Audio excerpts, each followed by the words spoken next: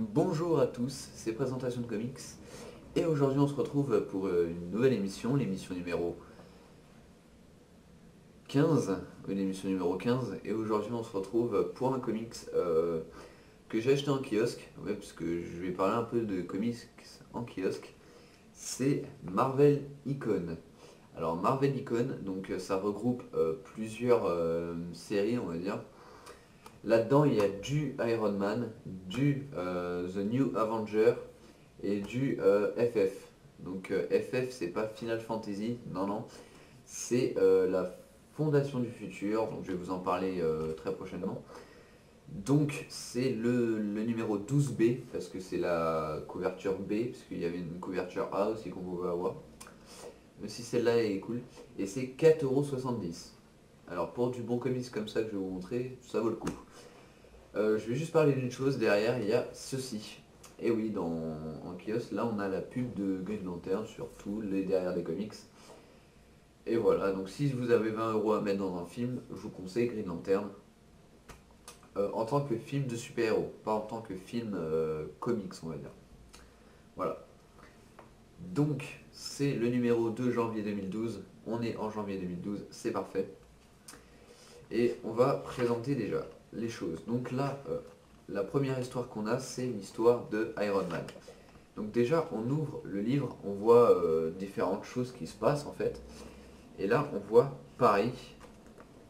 Voilà, donc l'histoire d'Iron Man là se passe à Paris et on voit une, comment dire, une planche ici, vraiment super super beau.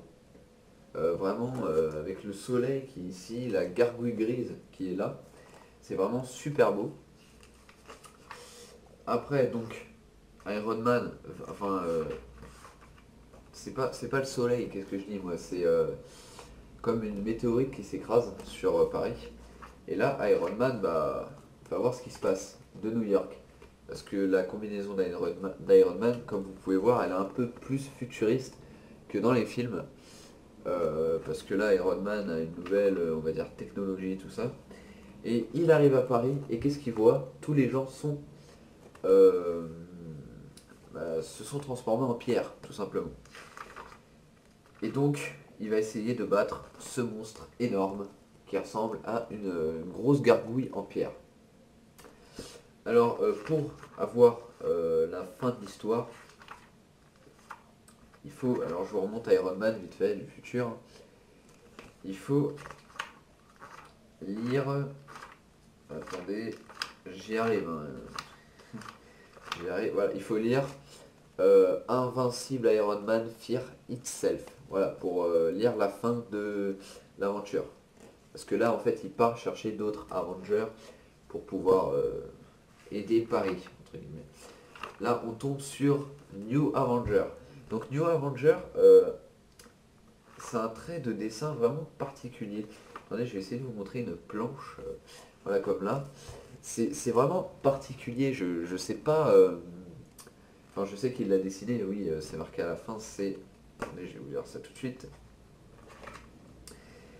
C'est alors deux personnes, Mike Deodato et Howard Shekin. Donc, je trouve en fait, c'est pas, on dirait pas que c'est dessiné, on dirait que c'est peint. Alors, c'est pas très très beau, mais voilà, c'est Iron Man qui est dans la. Ici, là, c'est largement plus beau que The New Avenger. Après, bon, c'est un trait de dessin, voilà. Iron First est super stylé là, dans sa pose. Voilà, très sexy. Non mais voilà, je trouve que le dessin est pas très très très beau. Comme voilà, Nick Fury ici. Bon, Nick Fury est assez bien fait, mais voilà. Après Nick Fury, je sais pas s'il est fait sous d'autres angles, mais souvent, des fois Nick Fury est blanc ou il est noir. Donc je sais pas lequel est le vrai en fait. Parce que dans les films, par exemple Captain America, il est noir. Que là par exemple dans ce comics là il est blanc. Je sais pas. Je sais pas c'est quoi leur délire. En fait je me suis jamais penché sur la question.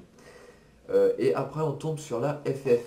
Alors qu'est-ce que la FF? La FF c'est ceci. Il y a une page d'intro parce que c'est le commencement en fait de l'AFF. Donc, je vais vous lire ce qui est marqué là. La torche humaine est morte, est mort. Les fantastiques ne sont plus. Bienvenue à demain.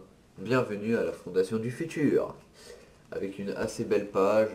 Donc le scénario c'est Jonathan Hickman. Jonathan Hickman qui a travaillé pour Marvel. Il a fait beaucoup de super-héros. Et en dessin c'est Steve Ep- Epting. Ouais, je vais arriver à le dire. Désolé pour ce léger bug. Qui dessine, ma foi, très très bien. Je vais prendre une planche que j'ai vraiment beaucoup aimé quand j'ai vu cette planche. Je suis resté au moins 2 minutes à la regarder. Spider-Man, voilà. Parce que oui, la Fondation du Futur, comme ils sont que trois, il y a la femme invisible, la chose et l'homme élastique, bah, ils recrutent Spider-Man. Spider-Man qui va avoir ici un nouveau costume, donc en blanc. Voilà, il a un costume ici en blanc. Et par contre, son costume peut changer de couleur. Soit c'est du noir sur du blanc, soit c'est du blanc sur du noir, comme vous pouvez voir ici. Voilà. Et les 4 fantastiques donc vont aller enquêter parce qu'ils ont vu que une prison du Shield s'était fait, s'était détruit, hein, et ils voulaient voir qui c'est qui était rentré dedans.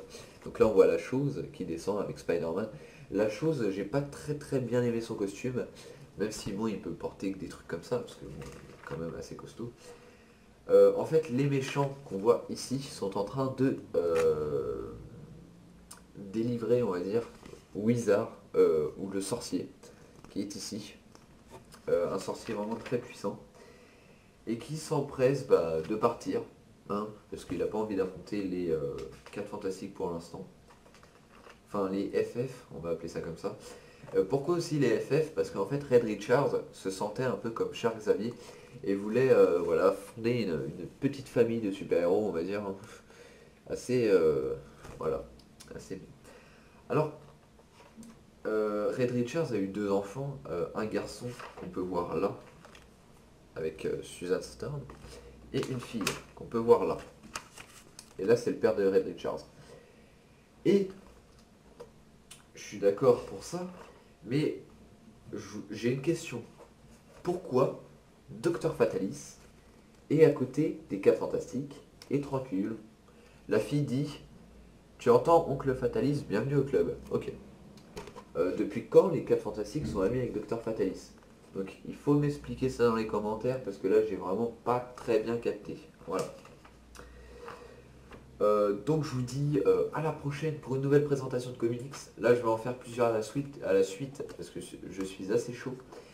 Et je vous dis à la prochaine pour une nouvelle vidéo. Et je voudrais remercier un max de comics et Panatrog qui répond toujours à mes commentaires et je les remercie.